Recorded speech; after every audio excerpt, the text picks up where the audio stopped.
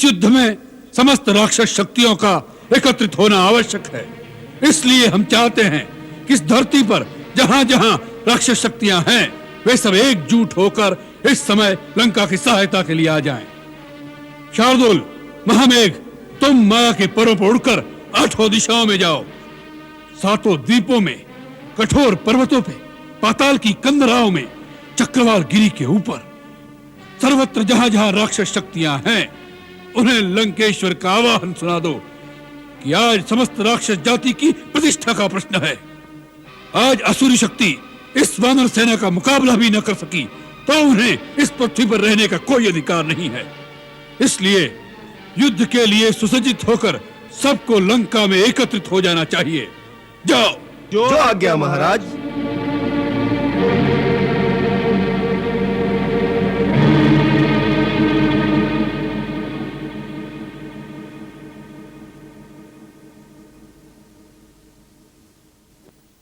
प्रणाम नाना जी।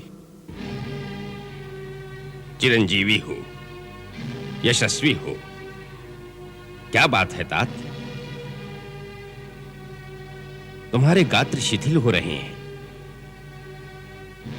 तुम्हारे मुखमंडल पर चिंता के मेघ मंडरा रहे हैं। तुम्हारे विशाल नेत्रों में निराशा की उदासी झिलमिला रही है। नाना जी, आप हम पर व्यंग कसने आए हैं? हमारा उपहास करने आए हैं? ये कैसी बात कर रहे हो लंकेश? तो फिर वही बात कहने आए हैं कि सीता को लेकर राम की चरणों में जा गिरूं? नहीं, अब वो बात कहने का समय नहीं है। हाँ वत्स, युद्ध को रोकने के लिए मेरा वो परामर्श उसी समय उचित था, परंतु अब युद्ध आरंभ हो गया है। अब मैं तुम्हें ऐसी कोई बात नहीं कहूंगा जिससे लंकेश के यश को धब्बा लगे। किया नहीं दस शीश को, केवल शस्त्र विहीन, आन बान अभिमान सब लिए राम ने छीन। अब जाओ, कल फिर शस्त्र लेकर आना।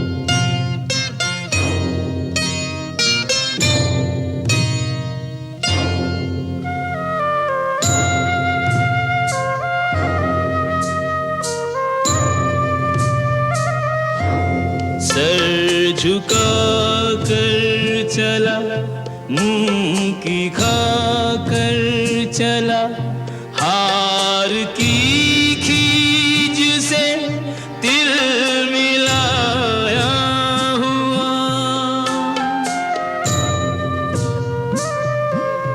हाथ में टूटा दर्पण अहंकार का, अर्ध विक्षिप्त सा छटपटाया हुआ। आज रावण को भी इसका आभास है, राम के रूप में काल आया हुआ। काल से कौन रक्षा करे जब स्वयं काल को दे निमंत्रण बुलाया हुआ।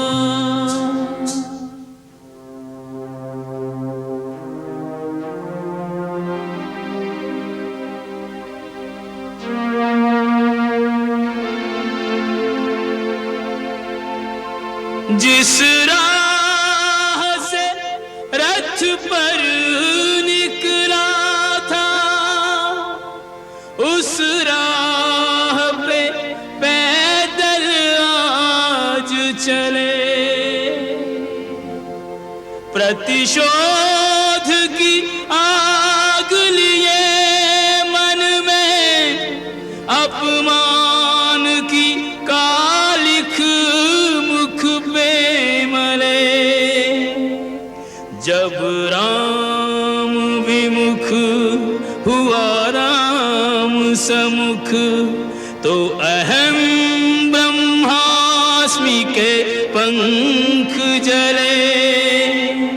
तब टूटता है ऊंचाई का भ्रम, जब आता है ऊंट पहाड़ तले।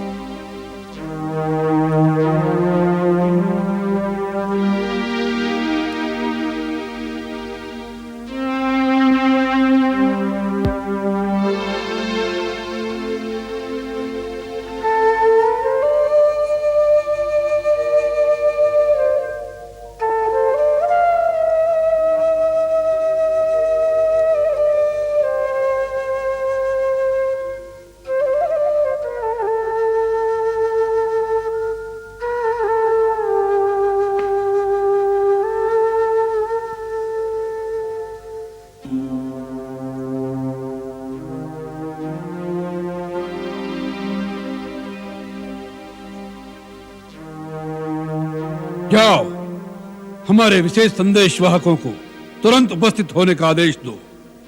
जाओ। जो आज्ञा महाराज।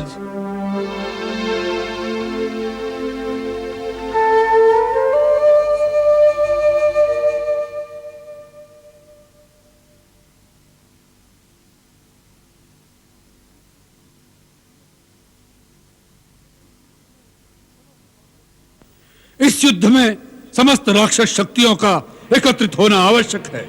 इसलिए हम चाहते हैं कि इस धरती पर जहां जहां राक्षस शक्तियां हैं, वे सब एकजुट होकर इस समय लंका की सहायता के लिए आ जाएं। शार्दुल, महामेघ, तुम माया के परों पर उड़कर 8 दिशाओं में जाओ।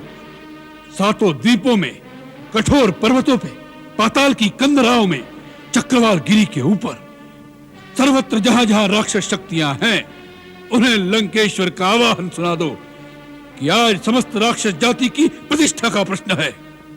आज असुरी शक्ति इस वानर सेना का मुकाबला भी न कर सकी, तो उन्हें इस पृथ्वी पर रहने का कोई अधिकार नहीं है।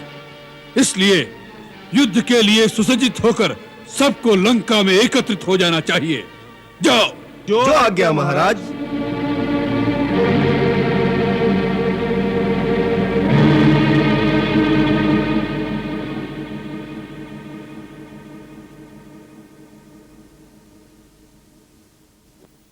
प्रणाम नाना जी। चिरंजीवी हो, यशस्वी हो। क्या बात है तात? तुम्हारे गात्र शिथिल हो रहे हैं। तुम्हारे मुखमंडल पर चिंता के मेघ मंडरा रहे हैं। तुम्हारे विशाल नेत्रों में निराशा की उदासी झिलमिला रही है। नाना जी, आप हम पर व्यंग कसने आए हैं? हमारा उपहास करने आए हैं? ये कैसी बात कर रहे हो लंकेश? तो फिर वही बात कहने आए हैं कि सीता को लेकर राम की चरणों में जा गिरूं? नहीं, अब वो बात कहने का समय नहीं है। हाँ वत्स, युद्ध को रोकने के लिए मेरा वो परामर्श उसी समय उचित था, परंतु अब युद्ध आरंभ हो गया है। अब मैं तुम्हें ऐसी कोई बात नहीं कहूंगा जिससे लंकेश के यश को धब्बा लगे।